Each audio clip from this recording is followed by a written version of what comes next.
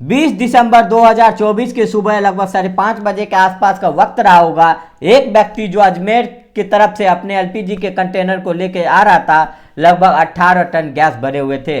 जैसे ही वो जयपुर से लगभग 11 किलोमीटर पहले भांगरोटा एक जगह लगती है, वहाँ पहुँचता है। वहाँ से जाना था उसको रिंग रोड की तरफ, और रिंग रोड की तरफ जाने के लिए उसको यू टर्न लेना था। और जैसे ही वो अपने ट्रक का यू टर्न लिया, अचानक से एक सामने से एक ट्रक आ जाती है और भिड़ंत हो जाती है। ट्रक और एलपीजी की जो दोनों की भिड़ंत होती है, उसके बाद एलपीजी के जो 5 नोजल टूट जाती है। और जैसे ही 5 नोजल टूटती है, उसके बाद जो गैस होती है, गैस बहुत तेजी से रिसाव होने लगती है। इसका जो ड्राइवर होता है कंटेनर का, उसका नाम होता है जयवीर, जो कि उत्तर प्रदेश के मथुरा को रहने वाला होता है। वो समझ गया कि आगे जो भी होने वाला है बड़ा भयानक होने वाला है। वो वहां से जैसे भाग रहा है, वो भागते हुए उसको देखने के बाद जो आसपास की जो भी गाड़ियां बैठा हुआ था ड्राइवर, वो भी उसके पीछे पीछे दौड़ने लगता है। लगभग 300 मीटर के आसपास वो दौड़ता है। दौड़ते दौड़ते उसका जहाँ पे कंटेनर जिसको वहाँ पे उसको ले जाना था, वहाँ जा रिंग रोड की तरफ, वहाँ रिंग रोड पे पहुँचने के बाद वो अपने मालिक को फ़ोन मिलाता है। और फ़ोन मिलाने के बाद इस घटनाक्रम को बताता है। जैसे ही वो घटनाक्रम अपने मालिक को, यानी कि दिल्ली के रहने वाला अनिल पवार को बताता है, फिर फ़ोन रखता है। और रखने के बाद बहुत ज़ोर का धमाका होता है। इतनी ज़ोर की धमाका कि उस धमाके की गूंज पूरा इंडिया सुनता है। और ना जाने कितने घरों के लोग जो काम करने वाले होते हैं, उसकी ज़िंदगी हमेशा हमेशा के लिए बुझ जाती है। कितने ऐसे लोग हैं जो ज़िंदगी और मौत की जंग लड़ रही हैं। आज की कहानी के माध्यम से ये जानने की कोशिश करेंगे कि आखिर उसके बाद होता क्या है। जय हिंद, जय भारत, मैं कौशल। आज की जो सच्ची घटना मैं आपको सुनाने जा रहा हूँ, ये सच्ची घटना है राजस्थान के राजधानी जयपुर से जो अजमेर की तरफ चलते हैं तो उसके 11 किलोमीटर एक जगह लगता है भांगरोटा। और भांगरोटा से 20 दिसंबर 2024 की सुबह लगभग 5:44 एक जोरदार धमाका होता है। लगभग इतना बड़ा धमाका कि 200 मीटर के आसपास गैस फैल जाती है। और इसी बीच में धमाके की जो गैस फैलती है, उसके बाद आग लग जाती है। और जैसे आग लगती है, वो आग ने जितने आसपास के एरिया था, उस आसपास के एरिया को चपेट में ले लेता है। इस बीच में ना एक फैक्ट्री जला, बल्कि 40 से ज़्यादा वाहन भी जल जाता है। इसी वाहन हाईवे के बगल में एक घर होता है, कैलाश सैनी का घर होता है। कैलाश सैनी के घर में 3 सदस्य होते हैं। इसकी पत्नी होती है ममता, उसका बेटा होता है राकेश राहुल सैनी। और ये तीनों अपने घर में ही कोई अपनी दूध कारने के लिए, जो उसकी पत्नी होती है ममता, वो दूध कारने के लिए अपने पशुओं की तरफ जा रहे थे। बेटा अपने घर के आंगन में ही था। तो अचानक से चीखते चिल्लाते उसके घर के जो दरवाजा खुला हुआ था, उस दरवाजे में लगभग 30 लोग एक साथ एंट्री कर जाते हैं। और जैसे ही 30 लोग एंट्री करते हैं, राहुल को समझ ही नहीं पा रहा था कि जो ममता दूध काटने के लिए भैंसों की तरफ जा रही थी, वो जोर से धमाका देखने के बाद एकदम रुक जाती है, ठहर जाती है। वो आग की गोले का ऐसा लग रहा था कि उसके घर के अंदर आ गया है, लेकिन वहां तक उसकी दस्तक नहीं थी, लेकिन महसूस जरूर किया था। ममता जो अपने बच्चों और पति को ये सारी बात बताती है कि अचानक लगभग 30 लोगों के एंट्री घर के अंदर होती है। उसमें से 5 लोग ऐसे थे जिनके सर पे कपड़े थे, लगभग जल चुके थे। और उसके बाद ज़्यादातर लोग रो रहे थे, चीख रहे थे, बिलख रहे थे, चिल्ला रहे थे। एक व्यक्ति उनमें से, जले हुए में से, राहुल के पास पहुंचता है, रोते रोते कहता है, भैया मेरा नाम तो ये है और मैं ये काम करता हूँ और मैं फला जगह के रहने वाला हूँ। अगर किसी वजह से मैं मर जाऊँ तो एक काम ज़रूर करना, मेरे घर वालों को सूचना दे देना ताकि मेरे घर वाले यहाँ से ले जाए। रोते बिलखते हुए ये इसने बात कही। राहुल समझ ही नहीं पाया कि आखिरकार मैं क्या करूं क्या ना करूं। उसके बाद जो ये व्यक्ति है अपनी बात कह के शांत बैठता है। दूसरा व्यक्ति तुरंत उसके पास कहता है, जितनी जल्दी हो सके मुझे हॉस्पिटल लेके चले, जितनी जल्दी हो सके हमें दवा दिलवा दो। जैसे ही राहुल ने उस व्यक्ति को देखा, देखते देखते 4-5 ऐसे व्यक्ति थे जिनकी स्थिति बहुत भयानक हो चुकी थी। उनकी शरीर के लगभग कपड़े जल चुके थे, वो बुरी तरह से झुलस चुके थे। 24 या 25 लोग और रहे होंगे जो भी घर के अंदर थे, लेकिन वो उतनी मात्रा में जले नहीं थे या उतनी झुलसे नहीं थे वो, लेकिन वो भयभीत थे, डरे हुए थे। वो कहने और कुछ करने की स्थिति में थे ही नहीं। इसी बीच में ममता अपने घर के बीच जाती है और अंदर के जाने के बाद जो भी उसके सामान मिलता है, टॉवेल, बेडशीट, रजाई, जो भी उस लोग को ला के देते, जो 4-5-6 लोग थे जो बुरी तरह से झुलसे हुए थे। इसी बीच में राहुल घर के दहलीज की तरफ दौड़ता है और देखने के बाद देखता है कि हाईवे पर पूरी तरह जाम लगा हुआ है, जहां देखो वहां से चीखने और चिल्लाने की और रोने की आवाजें आ रही है। अब राहुल ये नहीं समझ पा रहा था कि इन घायलों को अब यहां से जाए तो कैसे लेके जाए, अगर बाहर जाएगा तो हाईवे पे तो बहुत तरह से जाम लगा हुआ है, इन घायलों को वो कैसे हॉस्पिटल पहुंचाए। तुरंत उसके दिमाग में ख्याल आता है कि क्यों ना अपने दोस्त को फ़ोन करे।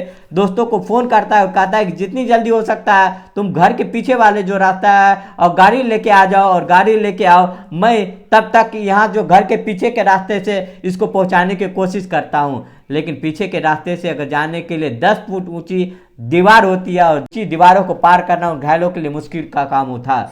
और वो रोड रही थी तो उसके कानों की तक पहुंच रहा था बाजे। उसका माँ और ममता और उस आंखों से आंसू बह रहे थे, वो समझ नहीं रहते कि आखिरकार करे तो करे क्या, कैसे करें। जब बस में नहीं था उस दोनों लोगों के बीच में, लेकिन राहुल ने बहुत हिम्मत जुटाया। 25 साल का वो लड़का वो कहीं से एक लोहे के सीढ़ी का इंतजाम करता है और दीवार पे लगाता है। दीवार पे वो पीछे उस साइड में 6 लोग वाहनों के साथ खड़े थे। उन लोगों ने वो सीढ़ी के सहारे उस वाहनों पे 5-6 लोगों के जो भी घायल थे वो गाड़ी में बैठाता है, क्योंकि हाईवे पे अगर लेके जाएगा तो बहुत सारा जाम लगा था, और पीछे के रास्ते से अगर जो कॉलोनी थी अगर उस रास्ते से लेके जाएगा तो उस रास्ते में जाम नहीं लगाएगा। तो उन्हें समझदारी का परिचय दिया।